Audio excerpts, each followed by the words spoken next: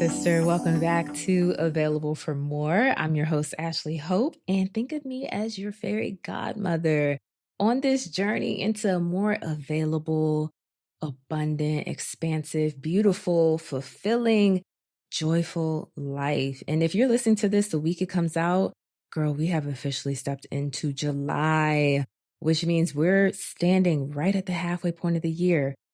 And sister, I know how tempting it is to pause here and start doing the mental math and you start measuring where you are against where you thought you'd be by now. So if any part of you has been carrying a little disappointment, if you're feeling a little tired, a little weary, and you're wondering in the back of your mind if the best of this year has already come and gone, I want to lovingly interrupt that pattern, interrupt that story before it gets another word in, okay?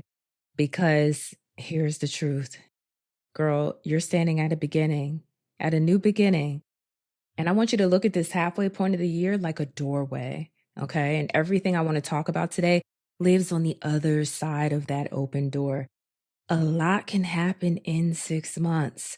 And I don't know who needs to hear this today, but so much can shift in your favor, okay? You can call in a new friendship, a new opportunity, a new business. You could have a relationship that finally heals, or you could call in a new relationship. Hello, somebody. Okay. But my point is, so much can happen. Provision can come that you never saw coming. One conversation could change your whole life. One prayer, one yes, one decision, one moment of courage. All right. And I'm going to tell you this, I have lived long enough to know that life can turn at the drop of a dime. God can change the trajectory of your life in the best way possible, put you on an entirely new timeline in an instant. He's the God of suddenly. So if you've already decided somewhere in the back of your mind that this year was a wash, sister, I want to lovingly invite you to change your mind. And I know some of y'all are thinking, changing my mind sounds like such a small thing to ask. But sister, you already know it ain't that easy. How many times have you tried to change your mind just to default back into your old ways? Okay. This is bigger than it seems because your brain behind the scenes, it loves certainty. The subconscious mind loves certainty. We talked about that on here. And it wants to predict what's coming next based on what's already happened. So if the first half of your year felt disappointing, guess what? Your brain is going to naturally assume the second half is going to look the same. And that's your subconscious doing pattern recognition, plain and simple. So there's no need to judge it or trying to analyze it or pick it apart. It's just doing what it's designed to do, okay? And it's trying to protect you by predicting your future from information in your past. But sister, listen to me. What your brain predicts and what God has planned are two different things. Let me say that again. Write it down if you need to. What your brain predicts and what God has planned for you are two different things. Your mind is working off of old evidence.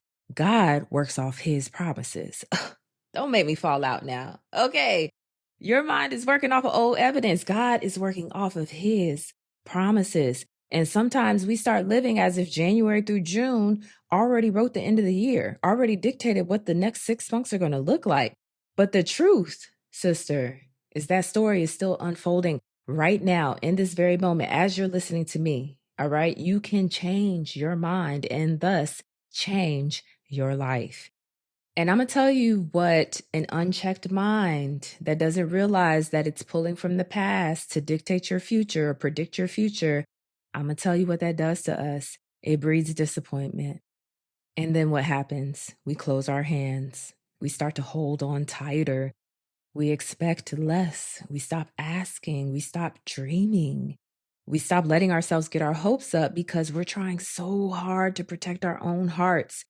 But closed hands cannot receive a single thing. So for this second half of the year, girl, I don't want you to hustle harder. You're going to hear a lot of podcasts, a lot of messaging around, girl, you need to lock in. You need to strive more. You need more discipline. But over on Available for More, we have a different methodology, okay?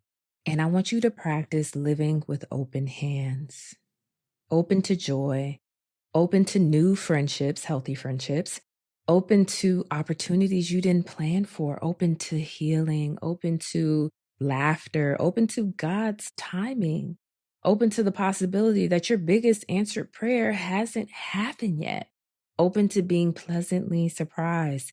Because the way I see it, the version of you who receives more is the version of you who stays open long enough to let it in.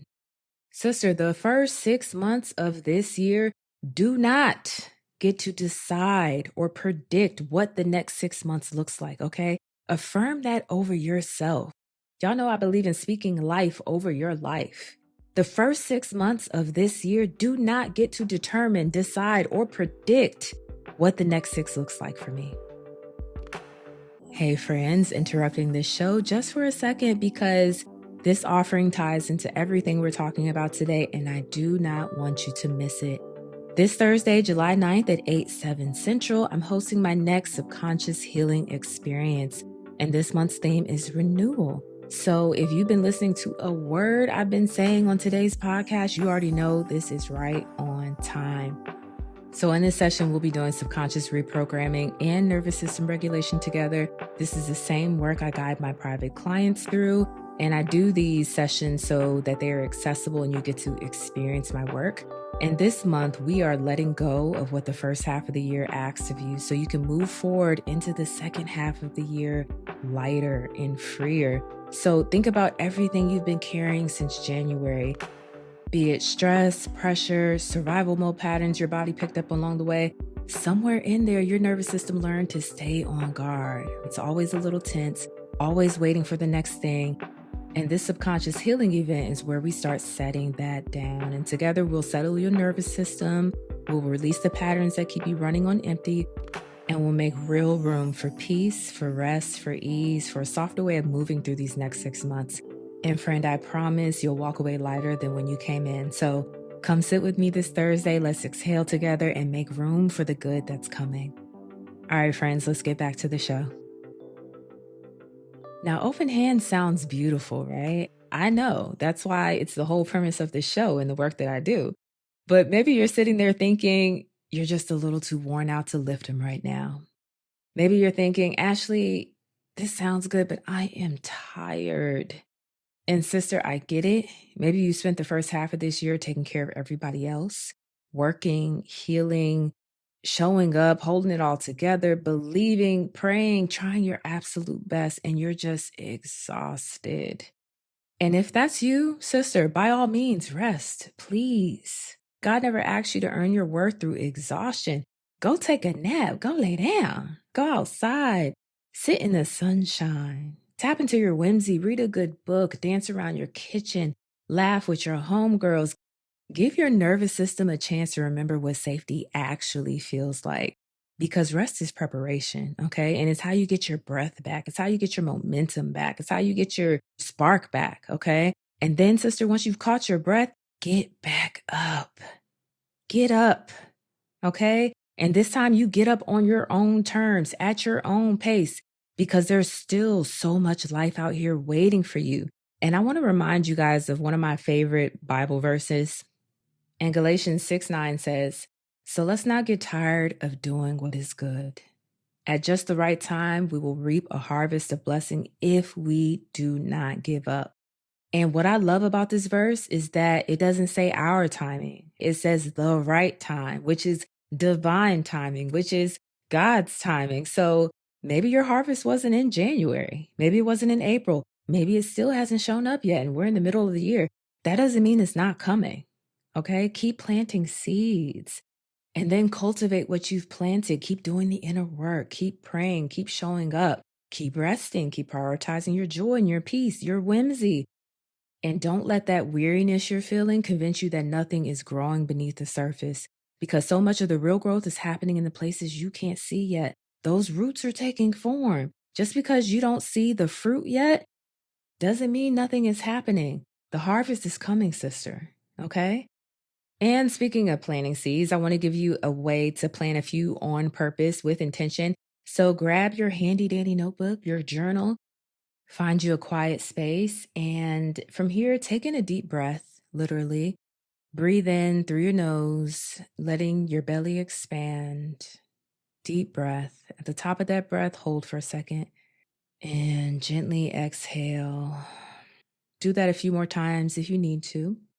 And I want you to start with a page of proof with receipts. I have a podcast episode on here about collecting receipts. I will link it in the show notes so you can revisit it if you haven't heard it yet.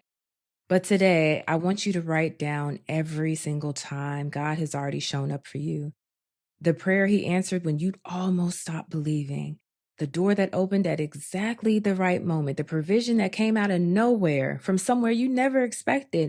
The people he placed on your path when you needed them most, those destiny helpers that came through. And I just want you to keep going until you feel it in your chest, feel it in your womb space, feel it in your heart. All of that is your evidence. All of that is proof of how faithful he's already been to you, okay? And from this full place, this frequency of abundance, this frequency of gratitude, I want you to write down what you're believing for in the second half of this year and write it from a place of trust. Like it's already handled, it's already done. Thank God in advance for it, the way you thank a friend who's never once let you down, because gratitude in advance is one of the boldest kind of faith there is. Okay. If y'all have been in my ecosystem for any amount of time, y'all know I make very bold claims publicly, and I believe that it is done. And 9 times out of 10, it happens. And when you thank God before you ever see it, you're agreeing with him about how this story unfolds. And now, once you've written it, there's one more little step I don't want you to skip. I want you to read over everything you wrote one more time. Read it out loud, affirm it, declare it, prophesy over yourself, speak life over your life. And then I want you to fold that page up. And on the outside, I want you to write open on December 31st. And you can tuck it inside your journal, inside your Bible, underneath your pillow, wherever feels safe to you. And then let it go. Release it. Okay. Practice non-attachment. Do not go back and reread that letter every single week, girl. I'm watching you and I'm going to see. Okay. But don't obsess over how every little detail is going to come together. Your assignment here is so much simpler than forcing the outcome. Keep showing up. Keep praying. Keep becoming. Keep your hands open. Keep your heart soft. And let God and let life surprise you. Then on December 31st, make yourself a cup of tea, a cup of coffee. Find a peaceful spot to sit, unfold that letter, and read every word. And when you do this, I just want you to notice what happened over these last 6 months. And I have a feeling you're going to find that some things unfolded exactly the way you believe they would. Others turned out even better than you could have planned. And there may be some things on that list that haven't transpired at all. Maybe you're still in a middle season, you're still in your waiting season, and you will have peace in your heart about that.